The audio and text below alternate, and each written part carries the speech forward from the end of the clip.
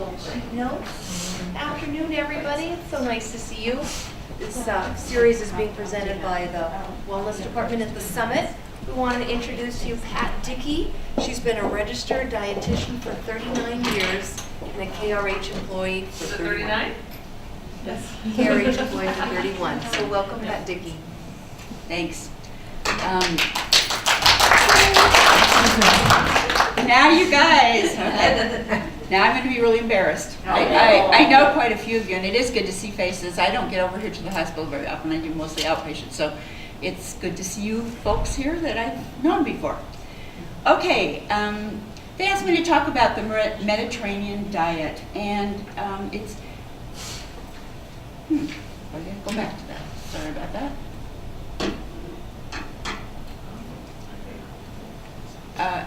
Mediterranean is a place that, as you can see with this beautiful purple blue water, is definitely a travel destination. But these folks in the Mediterranean also know how to live, and I'm talking about live long years and have quality life because of their lifestyle and because of how they eat.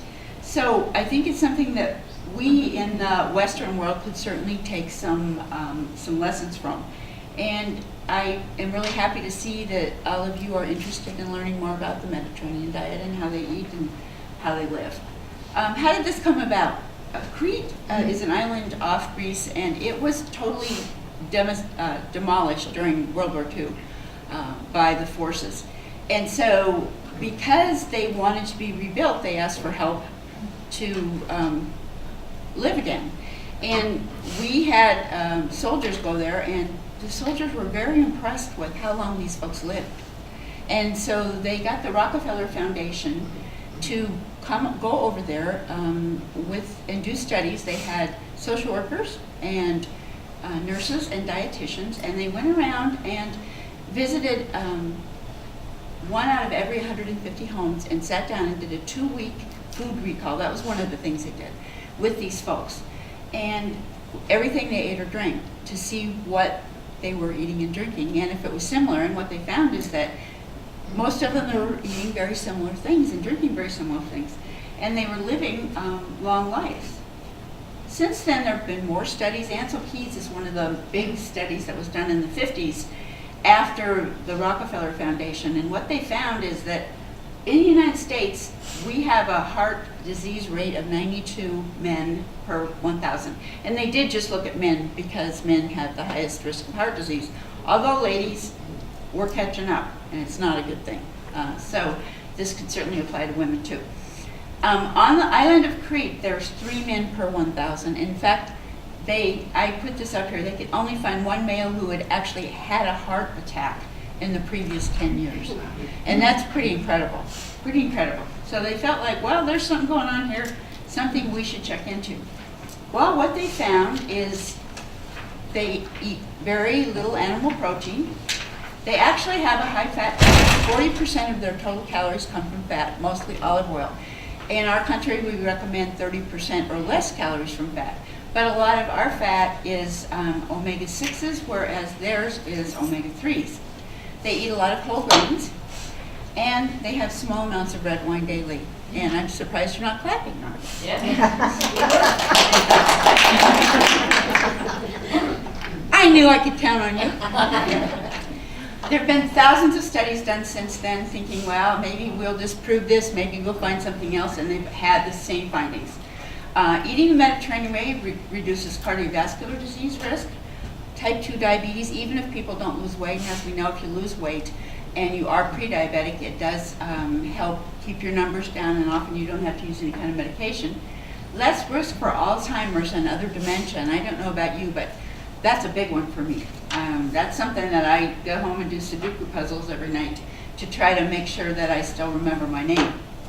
And this diet protects against certain types of cancer: prostate, breast, ovarian, even stomach, and some of the GI cancers, colon cancer. So lots of benefits. So where do you start? Well, you guys have already started. You're here today. So you're here to learn about it, and I'm glad to see you. So then let's look at the Mediterranean food pyramid.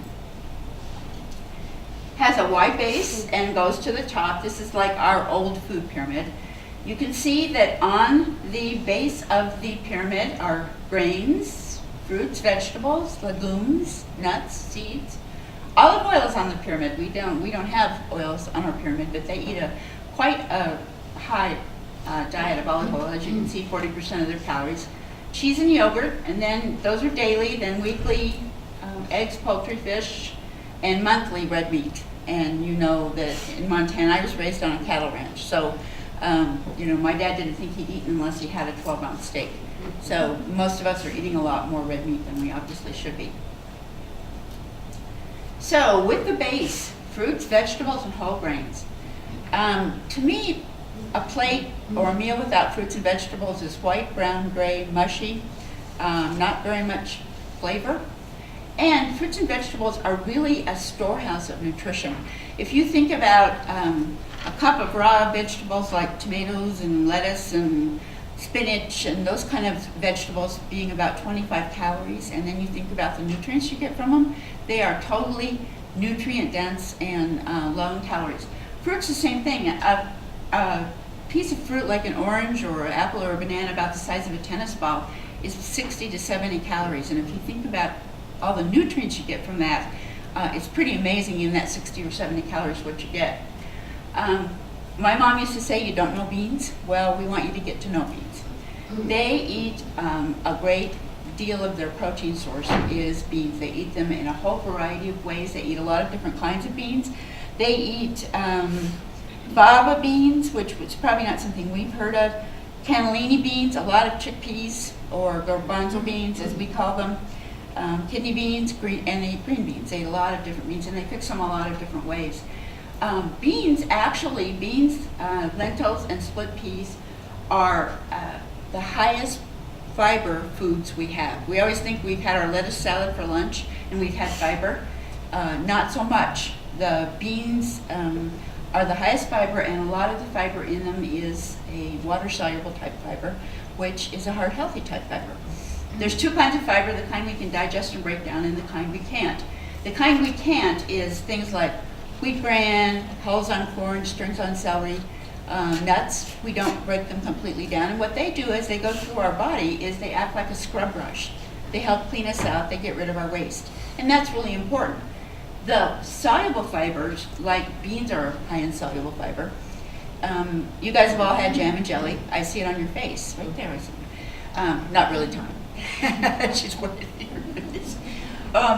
Pectin is what gels jelly, and pectin's a water-soluble fiber. And the way water-soluble fibers work is that they grab water, bring it in, gel it, and as they go through our system, they actually can latch on to some of the cholesterol, saturated fat, and trans fats, and so forth that we eat, and take it out in our stool so we never absorb it. Oat bran, you've heard Quaker Oats advertisements, you know they have a great advertising company. Oat bran's a water-soluble fiber, but so are a lot of the fibers in fruits, vegetables, and beans and grains. So beans are just protein, fiber, they have iron in them, they have all kinds of good nutrients in one little package. Fish is on the Mediterranean diet. Obviously, they have a big place to get fish out of the Mediterranean Sea and the Caspian Sea. Fish is an excellent source of the omega-3 fats. Omega-3s are anti-inflammatory, and as we know, our diets tend to be high in omega-6s, and we are trying to convert our diet to more of the omega-3s because of the risk of heart disease, and as well as other diseases like diabetes. They're an excellent source of protein, and they cook quickly. Fish is my go-to if I forget to get something out to thaw, because you can take a fish portion and cook it in a short time, fix it a lot of different ways, and have a really nice, healthy meal. Now, fish, not everybody likes fish. And so people say, well, what about the omega-3 fish oil supplements? How about them? Well, they are helpful and they can be beneficial, but they have proven that eating the fish itself is better. There is more benefit from eating the fish. So if you like fish at all, it's a great thing to do. There's lots of different kinds of fish. There's some fish that are really strong, and not everybody likes them, like mackerel is a very strong fish. But there's a lot of really mild fish, too, that you know, everybody thinks a fish is a canned tuna fish. Well, there's mild fish that doesn't necessarily taste like canned tuna fish. So there's lots of different kinds to try, and you may want to do that because it definitely is beneficial. Good things can be found in a nutshell.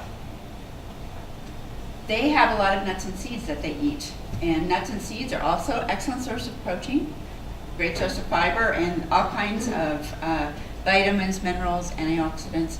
And they have both polyunsaturated and monounsaturated fats, which are much more heart healthy as far as our total cholesterol level as well as our HDL or good cholesterol level. They use a lot of olive oil. And fat, we need fat in our diet. If we didn't have fat, our hair would crack, our face would crack. Sometimes I feel like mine will anyway. But definitely need it for that. And fat-soluble vitamins, that's how they are absorbed, is through fat. That's A, D, E, and K.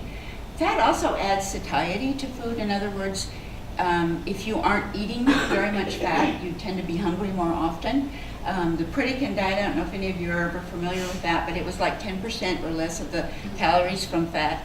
And the thing that they found about that, number one is people couldn't stick with it forever. It's not something that's sustainable. Number two is those folks were hungry all the time. They were, you know, really hungry. And fat has 9 calories per gram, whereas protein and carbohydrate have 4 calories per gram, and alcohol has 7. So it's the most calorie-dense nutrient that we have. And so you do want to use it sparingly. I have cardiac patients who say, oh, I do really well. I fry everything in olive oil. Well, you don't want to fry everything. And these folks don't fry everything. They do a lot of baking. They do a lot of outdoor cooking and using other methods. But they do use olive oil, especially in salads and things like that. With olive oil, if you've ever tried using it in baking, unless you're making olive bread, you probably don't want to, because it definitely has a flavor all of its own, and it's better for use in salads, that kind of thing. It has a low smoke point. In other words, if you were going to use it for stir fry, which we try to get the heat it up and cook it fast, it potentially could burn because it has a low smoke point. Things that have higher smoke points would be sesame or peanut oil or canola oil, if you're going to do that, where you're trying to heat that pan up.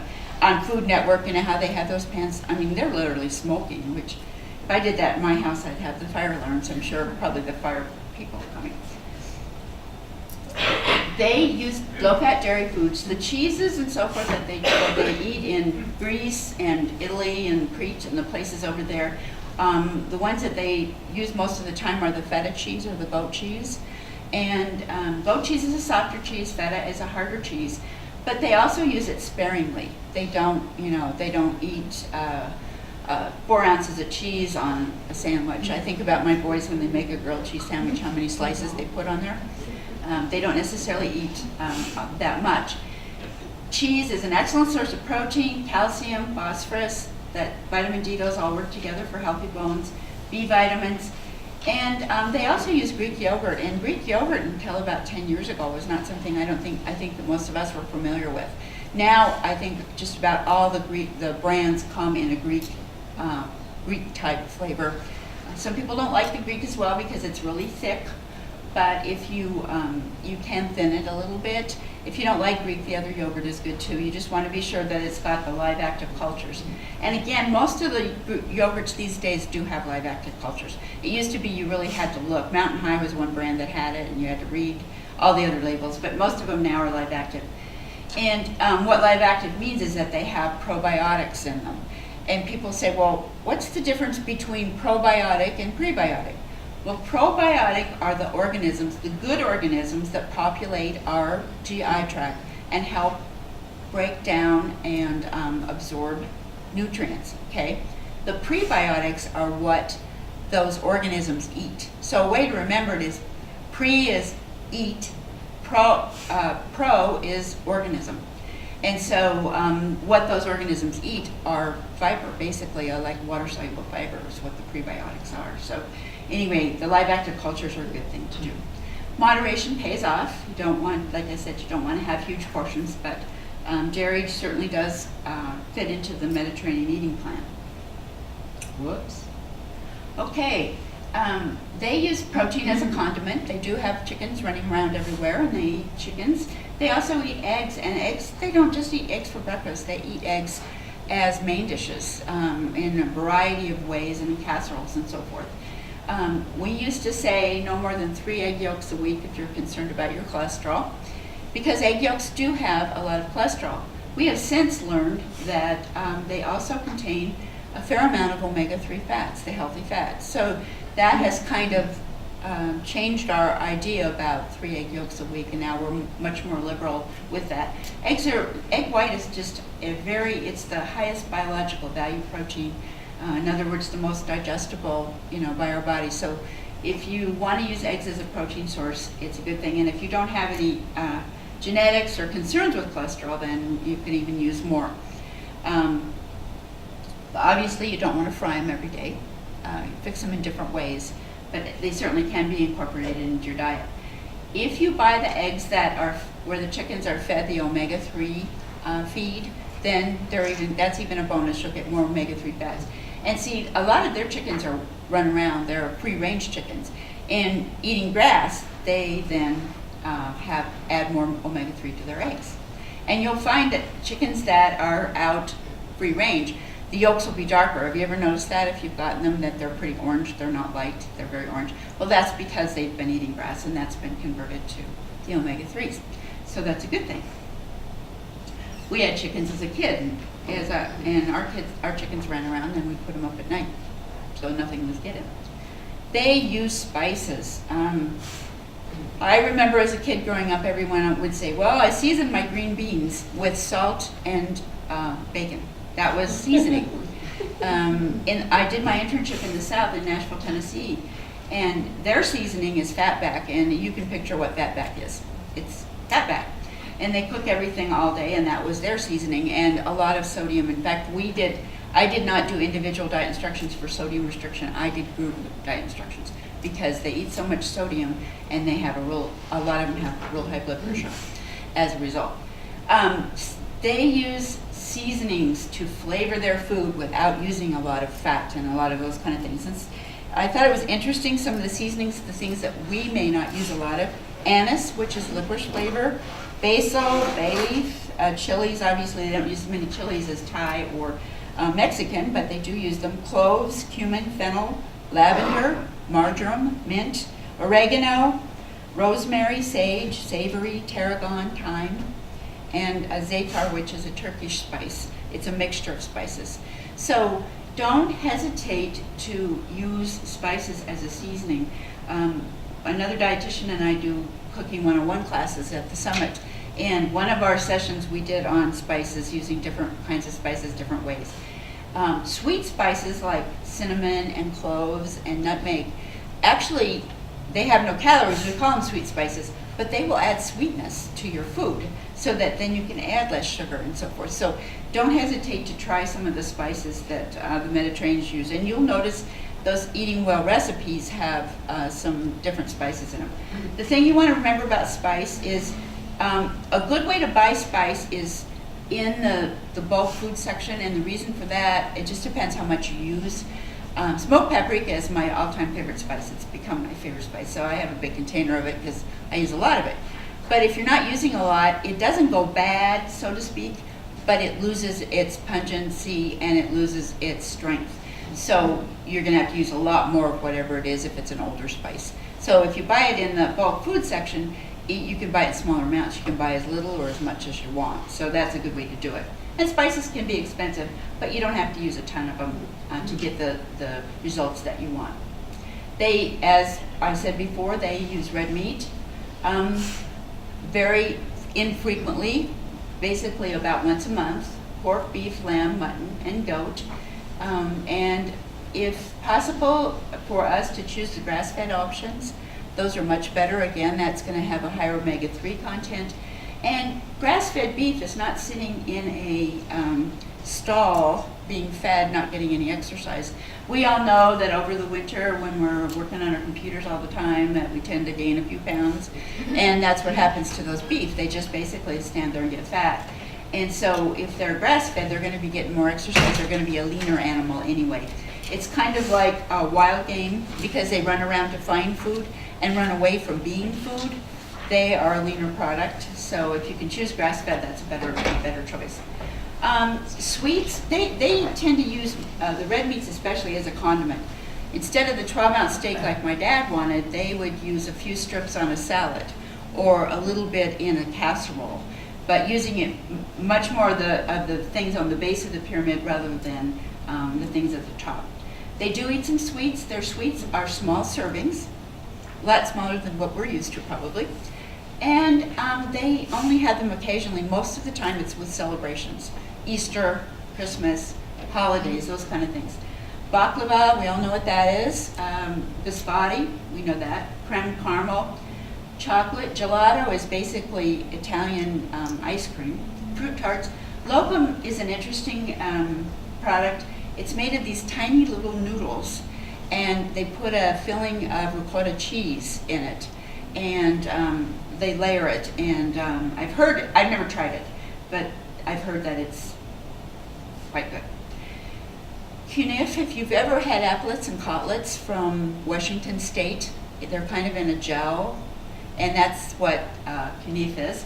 Mousse, sorbet, and obviously tiramisu. So they do have some desserts, but they just don't eat them real often, and when they do eat them, they eat very small portions. This is the vegetarian Mediterranean pyramid. I loved this picture because I love the colors. Any of you who know me know that I don't wear a lot of black and white. I like colors. But if you look at this, look at those fruits and vegetables again, you know, thinking about putting them on your plate. The whole grains. Quinoa, have you guys tried quinoa? Okay. Quinoa and spelt and kamut, those are ancient grains. They were around in biblical times, but they have just become more available for us in our area. So you don't have to just eat whole wheat. It's your whole grain. There's a lot of other options. Barley, millet, all kinds of things to try. And they tend to use all of the varieties of grains. A lot of their bread is whole grain sourdough bread. That's one of the mainstays of their breads. Beans, peas, lentils, and soy. As I said, you need to get to know beans. I'm going to pick on you, Debbie, because we did a cooking class called Bean Cuisine, and Debbie was there. And she came in, and one of the dishes that I prepared was polenta with beans, with red beans. And she said, "Oh, polenta, that's icky stuff." You guys know what polenta is? My mom called it fried mush. It's cornmeal. And basically you cook the cornmeal and then it gels, and you can get it in those little containers, little round containers. But making it yourself, those are expensive, and you can make it yourself real easy. With cornmeal, you want to get the kind that has not been degerminated because it's got more fiber, it's got more nutrients in it. So it's not like the Albers cornmeal. I had a friend whose last name was Albers. I always called her cornmeal. But it's not like that. It's more coarse, and it hasn't had the germ taken out of it, so it's higher fiber, higher nutrition. And then make your own, and you put it in a pan and you gel it. Well, I put mushrooms and sun-dried tomatoes and a variety of things in the polenta. And she said, well, she'd try it. She was hesitant. And then served red beans and some peppers, bell peppers over it. And what did you think, Debbie? It was delicious. I wanted more. We converted her. So don't hesitate to try some things that maybe you haven't tried before. And anytime you add vegetables and beans and those kind of things, you're adding a lot of flavor and texture. So don't hesitate. Nuts, they use nuts and nut butters, a lot of different kinds of seeds. Obviously herbs and spices. And depending if they're a lacto-ovo vegetarian, as far as whether they use dairy and or eggs. Isn't that a beautiful picture? I love that picture. Should put one on my wall. They stay hydrated. Hydration is a really important thing for them. And they use a lot of water is what they serve with their meals, and wine. They sip on the water throughout the day. I think that we're really lucky to have good water here. I remember when bottled water came out, and I was going, I'm from Montana. That's like putting trout on a menu. Next thing I knew, trout was on a menu. We ate trout because my dad caught it, not because it was any exotic thing now that, wild game's on the menu. And we ate wild game because my dad hunted. Bottled water, I thought, it's the same kind of thing. The wonderful thing about bottled water is it's made people drink more water, including young people. Instead of drinking as much soda, they're drinking the water. And of course, we don't want to fill the landfill full of the plastic bottles, so having a water bottle that you can sip on all day, a reusable one, is a great thing. I got a cup of water because I didn't bring my water bottle in, but I didn't think you guys wanted to hear me with my lips stuck shut. I probably wouldn't talk very well. They drink a lot of water, and their water is probably not as good as our water. And they drink wine in moderation. They talk a lot about red wine, but they do drink some of the white wines. Red wines do contain more antioxidants than the white wine, but it tends to be more of a preference. And with the wine, it is moderation. 2 glasses for men and 1 glass for the ladies. One of the reasons that people in Europe drink wine or had started drinking wine was because their water wasn't that great. And it probably was a good excuse too. They are active. They walk where they go. They bicycle where they go. If you've ever seen pictures, they have little tiny cars because their roads are narrow. Some of the alleyways between the buildings are incredibly small. You can never get my car through there. So they're very active people. They work in their gardens. They have their animals, and if they're going to go to the store, they get a reusable bag and carry it with them and walk down to the store. So being active is a really important thing. Exercise has a whole lot of benefits. One of the benefits is if you're doing exercise where you're actually putting weight on your bones, is you help remineralize your bones. So for those of us past menopause, that's a big thing since we're much more prone to having bone disease. So anything like walking, that kind of thing, is important for bone mineralization. Doing both resistance and aerobic exercise helps build lean muscle tissue. Lean muscle tissue is what regulates how many calories we burn in a deep sleep. So obviously we burn more calories at sleep, we're going to burn more calories when we're up and about. Exercise is also a stress reliever. I don't know about you, but I come to the summit in the mornings, and one of the reasons I come and work out is because I can work through my day, and if I'm kind of frustrated about something or anxious or whatever, by the time I get done with my hour, I'm feeling much better, and usually I can then go to work with a smile on my face. Not always, but usually.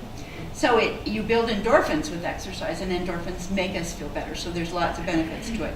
And these folks exercise. You see that older lady there. Fortunately, most of the senior centers in Kalispell have exercise classes, and I think that's a wonderful thing. The summit, those folks come for sociability, but they also come to exercise, so it's a wonderful thing that they're using the facility. They share their meals with others. In the United States, we've gotten away from eating together. It used to be at least 1 meal a day, usually the evening meal, we were eating with our family. It was a time when we could say, oh, how was your day? How was school? How was work? Or whatever. And now we live on kind of a fast pace, and a lot of times there's after school activities, there's meetings, there's all those kind of things, and we've gotten away from it.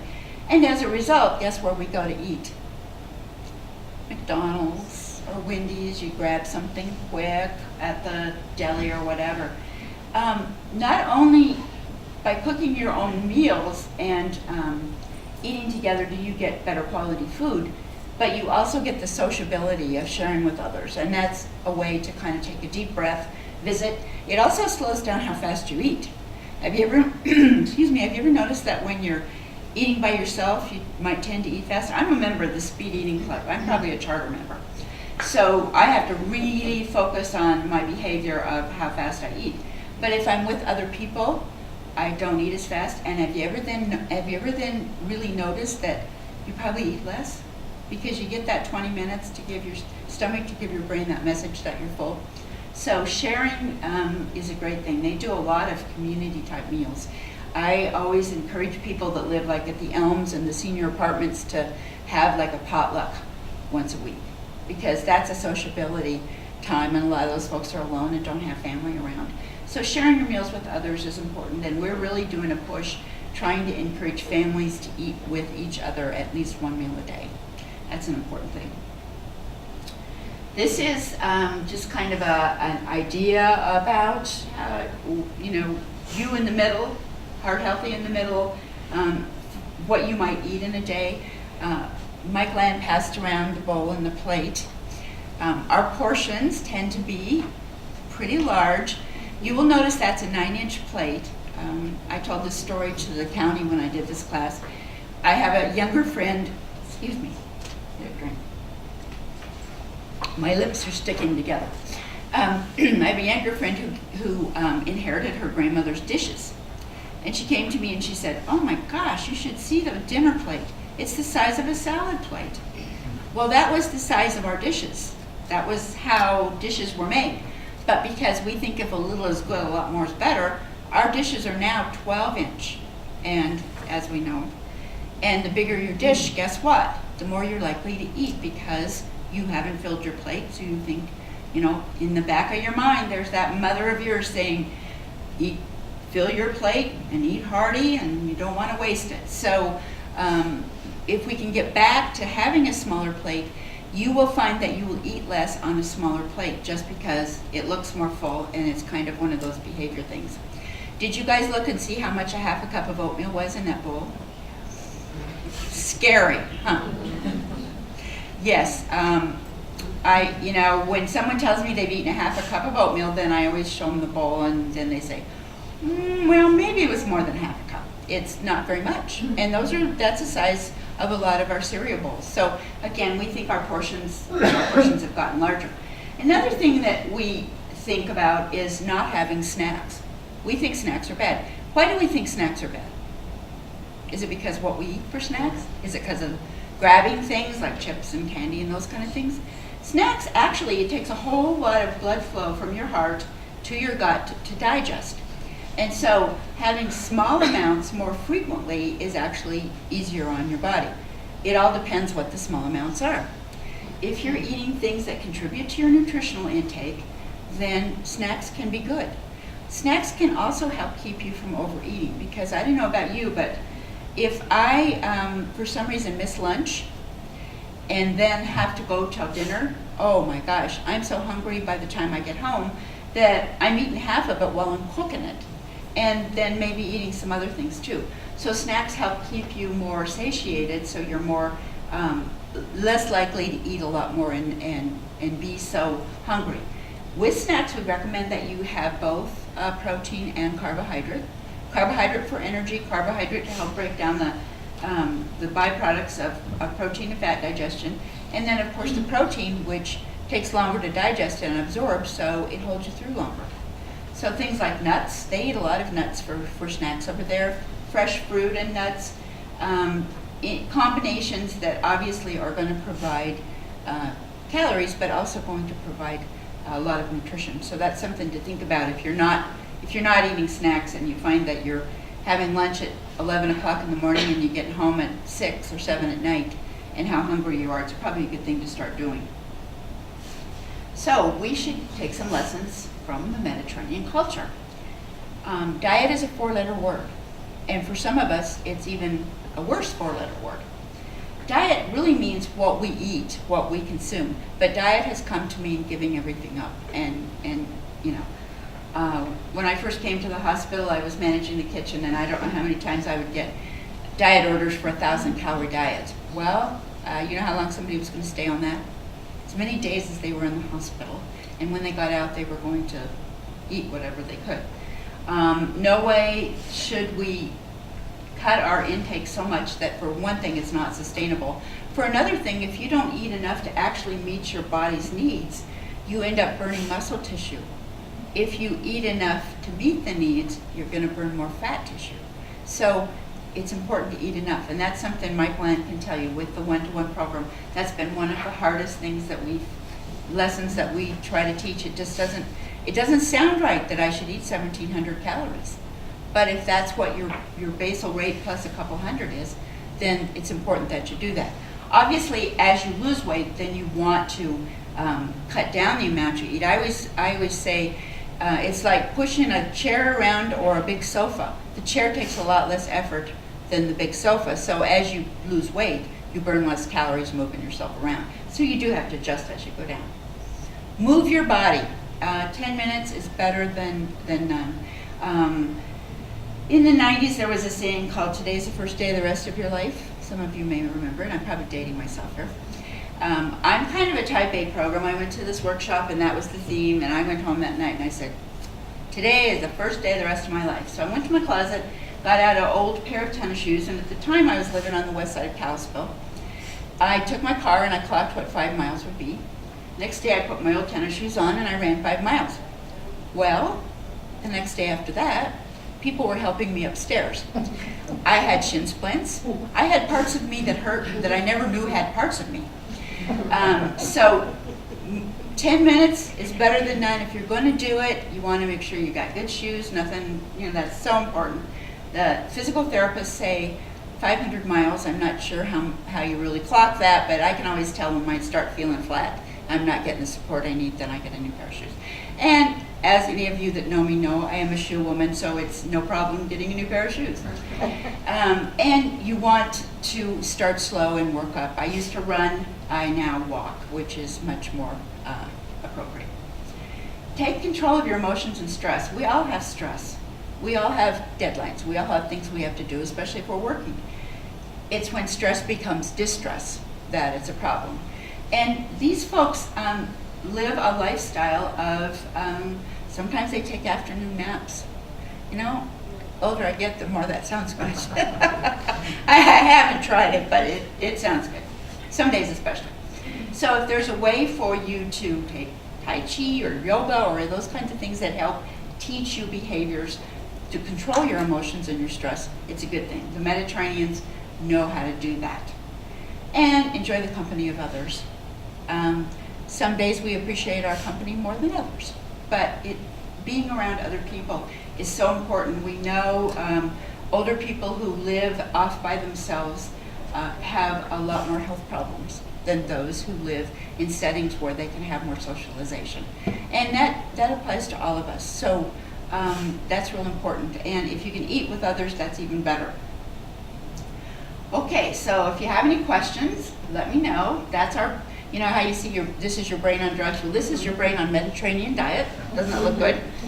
And don't ask them in Italian or Greek. I do not speak a foreign language. So, okay, any questions? Yes. I thought there a lot of soy milk, but I try to stay away from soy because of the endocrinal. The estrogen. Yeah, the estrogen portion, and we get soy in so many foods now. What's your opinion about that? Actually, the idea about the soy being a factor with estrogen receptor positive breast cancer, which is kind of where a lot of the soy concern came from. They now know that eating the food with the soy is not so bad. It's when people take supplements. It's our idea that a little is good, a lot is a lot more is a lot better. So some soy is okay. Probably, you don't want to get carried away with it. That showed soy milk. You could certainly use almond milk or cow's milk.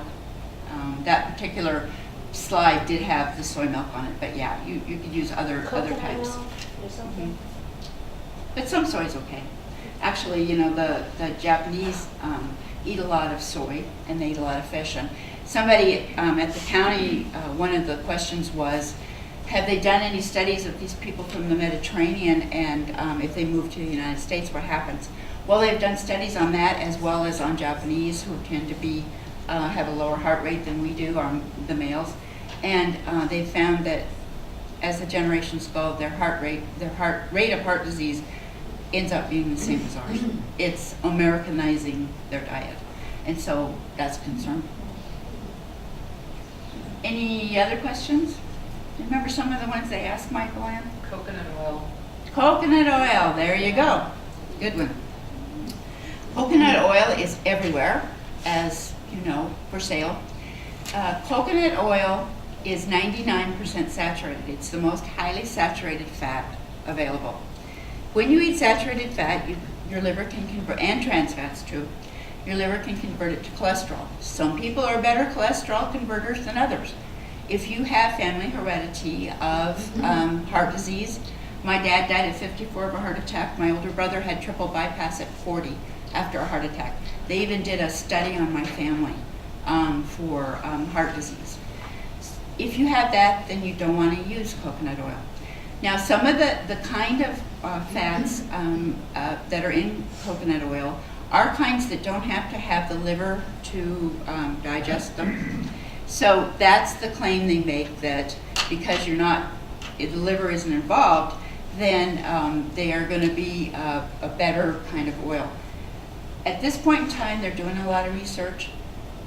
At this point in time, coconut oil is not a heart healthy or a healthy thing to use. Tastes great, but it's not something that is doing all the things that they say it does. And if anybody wants, I have a nice article that addresses the things that they're saying about coconut oil and puts it in really good terms. So if anybody wants a copy, you can let me know. I had a couple girls at a restaurant ask me for a copy because they knew I was a dietitian and they were asking me about coconut oil. But it's definitely not hard though. How Good about question. almond milk? I'm sorry? Almond milk? Almond milk is, the thing to remember is it's low in protein. It's got, if they fortify it, it has the calcium and so forth. But it's a low protein product. Rice milk is a low protein product. So if you're concerned about it, if you're like, especially if you're a vegetarian, especially if you're a vegan where you don't use any animal products, you have to be concerned about the amount of protein that you get. So that's probably the big concern with it. The flavored kind does have some extra sugar and so forth, so if you're going to use it, you're probably better off to use the unflavored. People ask me about protein powder. I always caution because a lot of the protein powders are flavored, and I've had people say, I put that protein powder in my mashed potatoes and they tasted awful. Well, it was chocolate protein powder. And chocolate mashed potatoes really aren't very good. I've never tried them, but they're not very good. So if you're going to do protein powder and you're going to put it in other foods, even if you're making a fruit smoothie and you don't really want it to be chocolate, you probably should get plain, unflavored protein powder. And you have to kind of look for that because most of it probably is flavored and a lot of it is chocolate. On eggs, what if you just eat egg whites? Can you eat more? Oh yeah, it's protein. Egg whites are almost pure protein. It's a good kind of protein. GMO? GMO, that's right. Okay, GMO means genetically modified organism. And what you're going to hear from me is probably going to surprise you. I was raised on a ranch. We raised wheat, barley, and oats, and actually very high quality wheat, barley, and oats.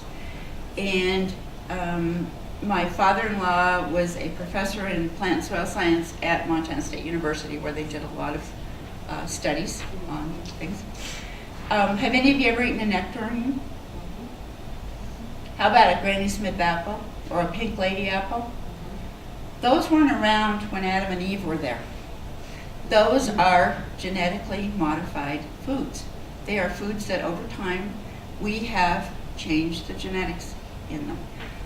Cattle, they're not, if a cow doesn't have a good calf, the rancher is not going to keep her because that's not a good genetic pool. So they tend to breed according to the strong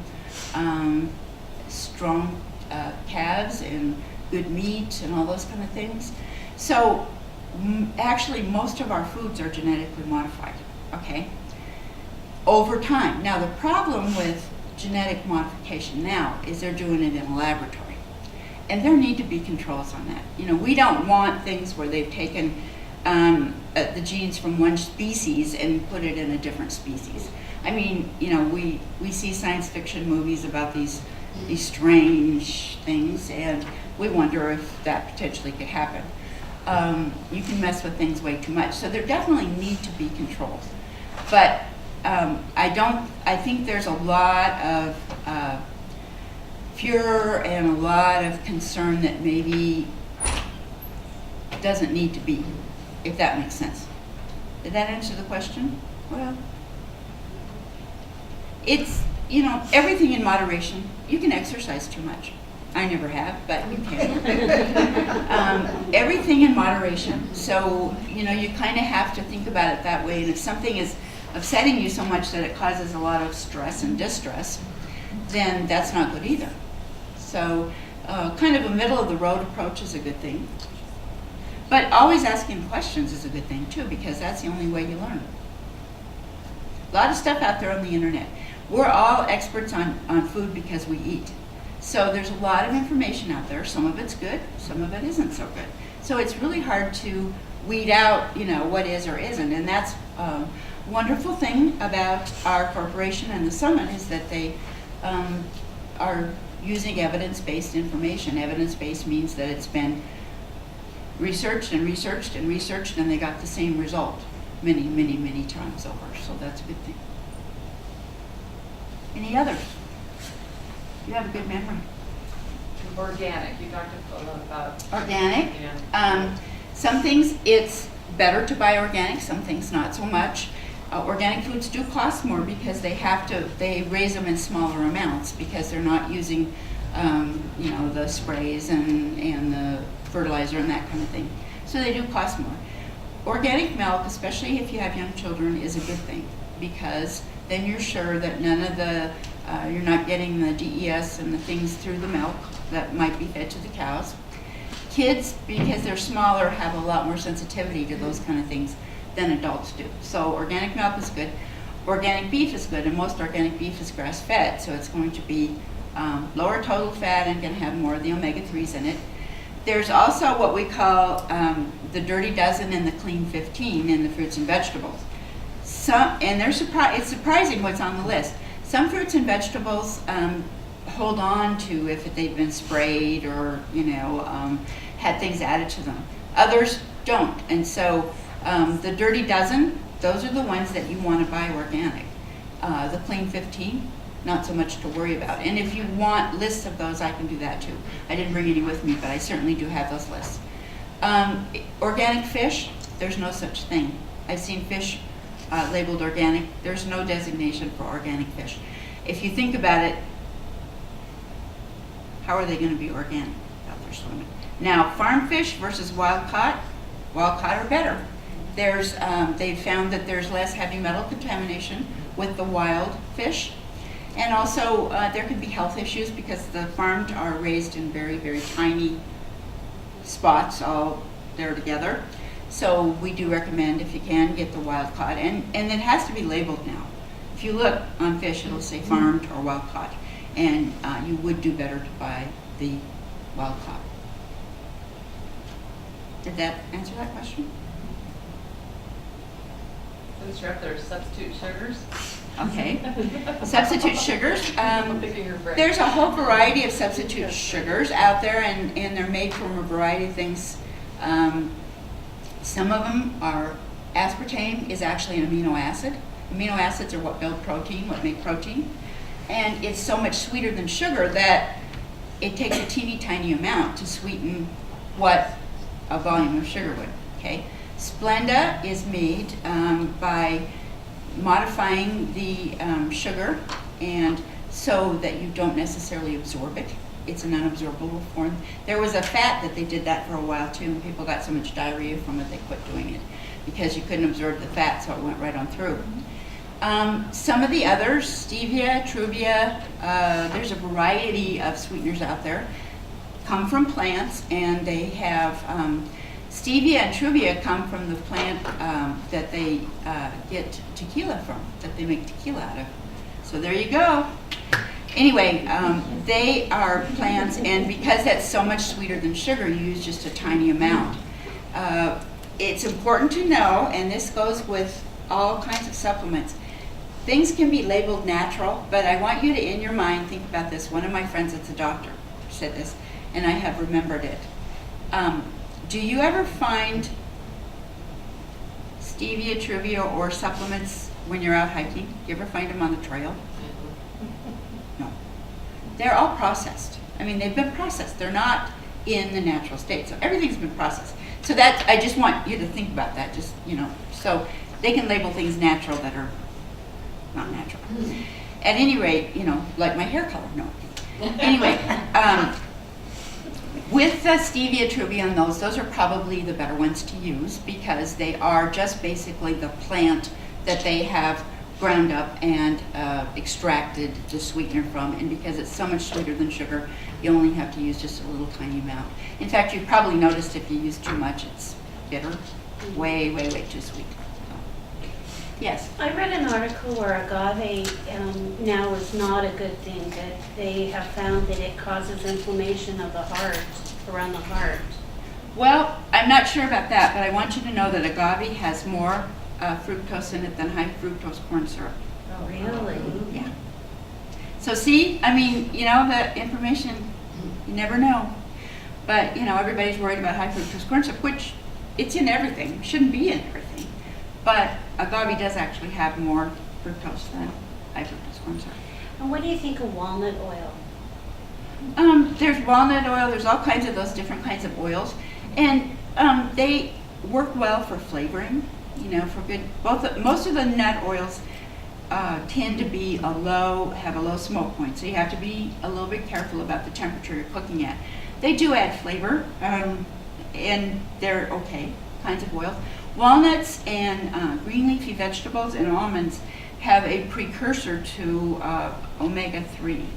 Our body is not good at making omega-3 fats, but they can make some. So those particular items have the precursor that helps us then to make whatever small amount of omega-3s we can make. But those oils are great. They're expensive. Probably that's what keeps most people from using too much of them. And you do want to keep them in the refrigerator because they do get rancid pretty rapidly too. Yeah. And you don't want to pay a bunch and have it get rancid, that's for sure. Okay, any other questions? What about grapeseed oil? Over Rapeseed? Cooking, like at high heat, is that okay? I'm sorry, I didn't. Grapeseed oil? Grapeseed? It's an okay oil to use too. Again, it has a low smoke point also. So you don't want to cook anything that you're trying to cook at a high temperature because it will burn easy. So just Yeah. with sesame, peanut, and Sesame, canola. peanut, and canola probably have the highest smoke point. Okay, thank you guys. Thanks for coming even though you've heard me before. Have a great rest of your day.